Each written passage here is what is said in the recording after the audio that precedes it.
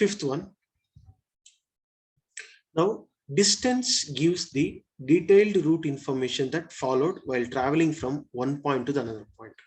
Okay, so here the distance can be give the exact detailed about the when the object is started and where the object is started and in which path it went and where it is reached, right? All those things, the information is given by the distance.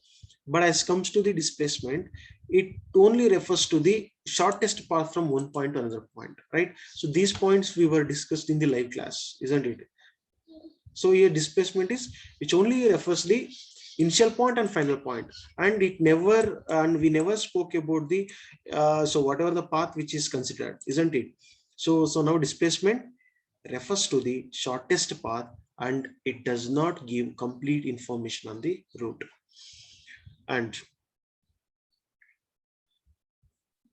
now the distance can only have the positive values, isn't it? So the distance may be 2 meter or 0 meter or 5 meter or 6 meter or something like.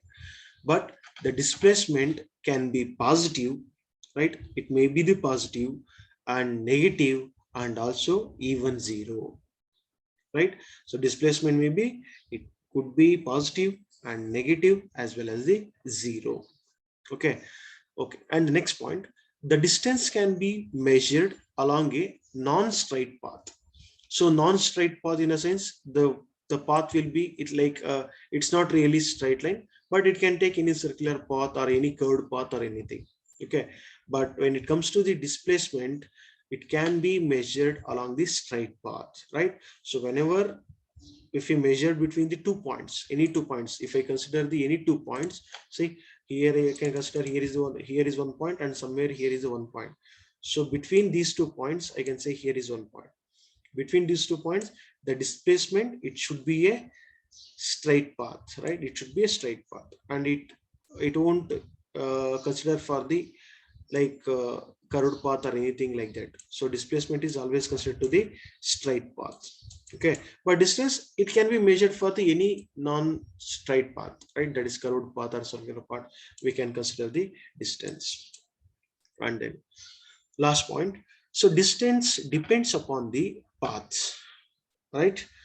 So distance, of course, see, to reach from one point to another point, this distance which depends upon the path, and it changes according to the taken path. Obviously the distance from here to here, it may be the 5 meter and this can be considered, or I can take the another path, I can say, and this is also a kind of path, and here the distance is around 10 meters.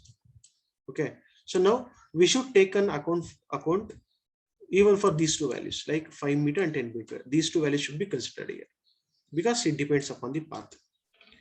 And if I go with the displacement which does not depend upon the paths, and it only depends upon the initial and final point of the body. If suppose here is one object and here is another, here is one point and here is another point, which only depends upon the initial point and final point. Okay, right? So these are all the differences for distance and displacement.